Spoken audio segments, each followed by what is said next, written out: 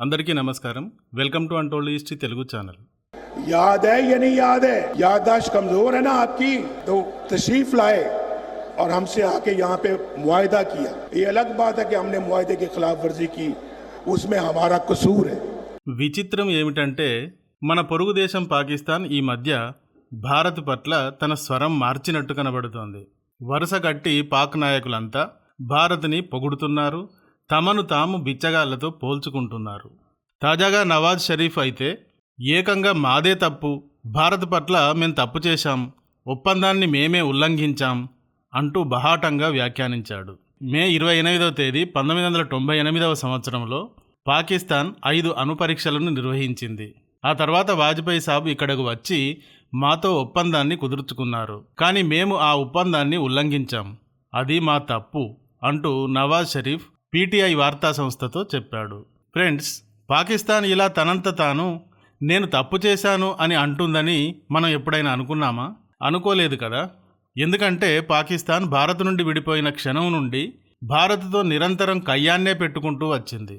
భారత్ పేరు ఎత్తితే చాలు కాశ్మీర్ గురించి, భారత్లో జీవిస్తున్న ముస్లింల అభద్రతను గురించి మాట్లాడుతూ అంతర్జాతీయ వేదికలపై పనిగట్టుకుని ప్రస్తావనలు తెస్తూ అవమానించాలని చూసింది. కానీ 2019లో మోడీ గారు ప్రధానిగా వచ్చిన తర్వాత పాకిస్తాన్కి భారతదేశం యొక్క అసలైన విశ్వరూపం కనబడటం మొదలైంది. భారత్ ఎక్కడో తాను ఎక్కడో తెలియటం మొదలైంది. నక్కెక్కడో నాగలోకం ఎక్కడో ఎరుకవడం మొదలెట్టింది. ఫ్రెండ్స్, ఈ మాటలు భారతీయులమైనందుకు కేవలం గర్వంతో మనం అనుకోవడం లేదు. ఈ మధ్య పాకిస్తాన్ నాయకులు క్యూ కట్టి భారత్ ఎక్కడుంది, మనమెక్కడున్నాం అని తమను తాము నిందించుకుంటున్నారు. ఆ మాటలే మనం ఇప్పుడు చెప్పుకుంటున్నాం, అంతే. ప్రపంచంలో సత్యం ఒక్కటే మారనిది.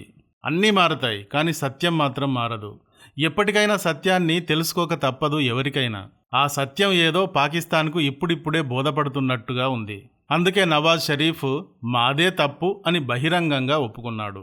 మరి నవాజ్ షరీఫ్ ఎందుకు ఇలా అన్నాడు అనే విషయాన్ని ఒకసారి మనం ఇప్పుడు వివరంగా చూద్దాం.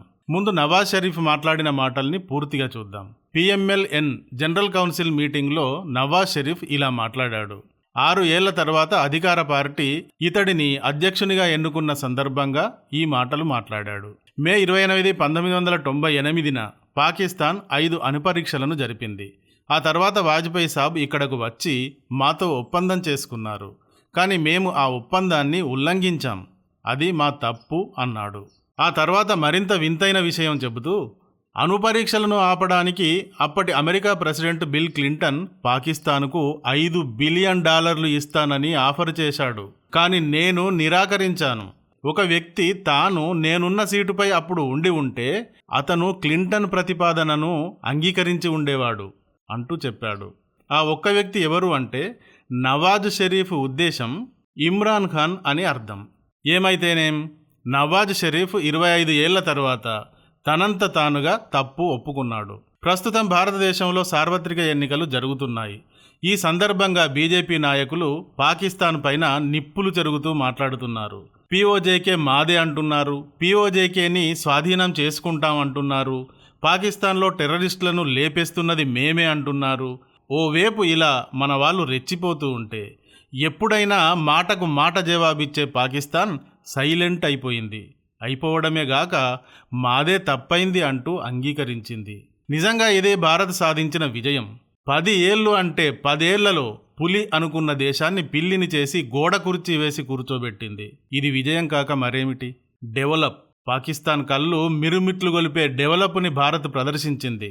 భారత్ ఎకానమీ 5th ర్యాంక్కి చేరడం, అక్కడ నుండి 3rd ర్యాంక్కి జంప్ చేసేందుకు రెడీ అవుతుండటం చూస్తే ఎంత శత్రుదేశం అయినా అయ్యో మేమిలా నాశనం అయిపోతుంటే వారు వెలిగిపోతున్నారే అన్న దుఃఖం కలగకుండా మానుతుందా?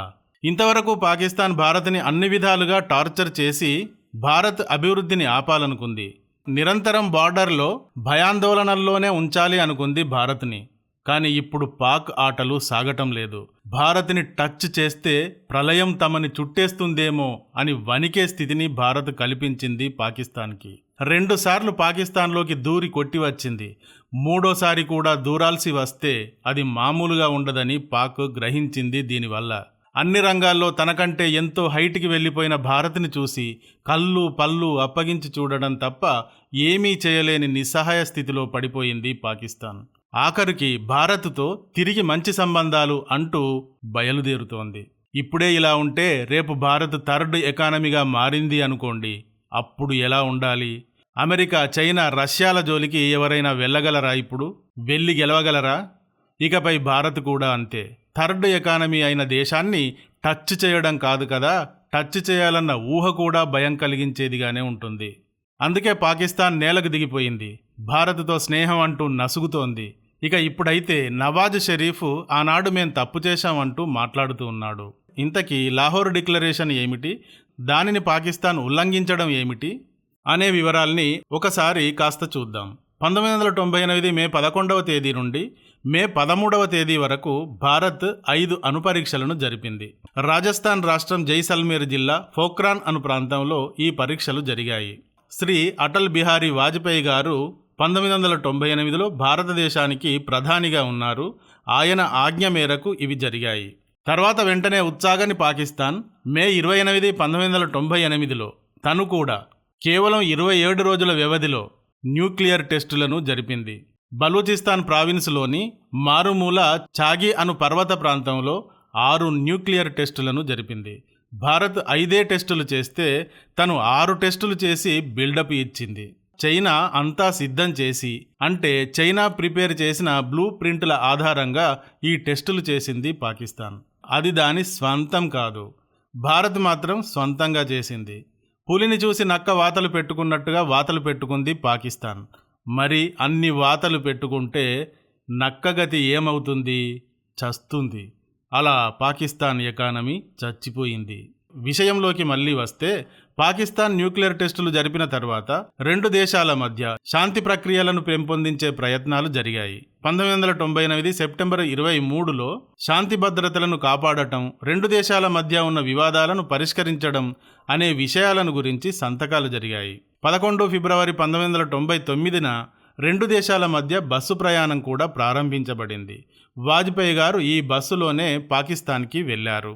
ఆయనకు అక్కడ అప్పటి పాకిస్తాన్ ప్రధాని నవాజ్ షరీఫ్ ఘనస్వాగతం పలికారు. దీనినే లాహోర్ బస్సు యాత్ర అంటారు. 1999 ఫిబ్రవరి 1వ తేదీన పాకిస్తాన్ విదేశాంగ కార్యదర్శి శంషాద్ అహ్మద్, భారతదేశ కార్యదర్శి కె రఘునాథ్లు ఒక అవగాహన ఒప్పందంపై సంతకాలు చేశారు. అంతకుముందు జరిగిన సిమ్లా ఒప్పందం, యుఎన్ చార్టర్ల పట్ల నిబద్ధతను మరోసారి అంగీకరించారు.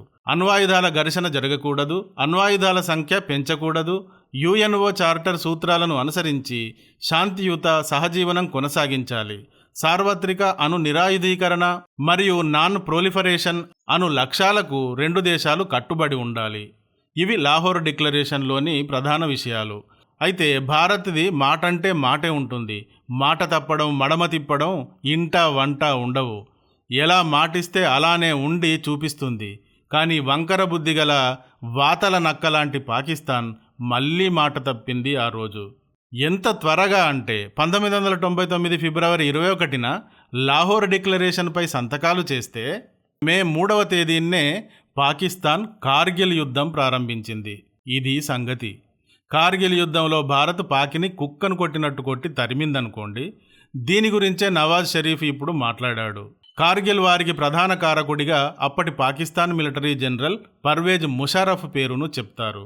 కార్గిల్ వార్ తర్వాత 2021లో నవాజ్ షరీఫ్ని ప్రవాసానికి పరిగెత్తించి తాను పాక్ అధ్యక్షుడయ్యాడు ముషర్రఫ్. సో నవాజ్ షరీఫ్ ఇప్పుడు లాహోర్ డిక్లరేషన్ని తుంగలో తొక్కి కార్గిల్ వారికి దిగి తప్పు చేశాం, తప్పు మాదే అని అంగీకరించాడు. ఇది విషయం. ఈ వీడియో కానీ నచ్చితే ఒక్క లైక్ ఇవ్వండి. అలాగే ఇంతవరకు మా ఛానల్కి సబ్స్క్రైబ్ చేసుకున్నట్టయితే వెంటనే సబ్స్క్రైబ్ చేయండి. Thank you for watching.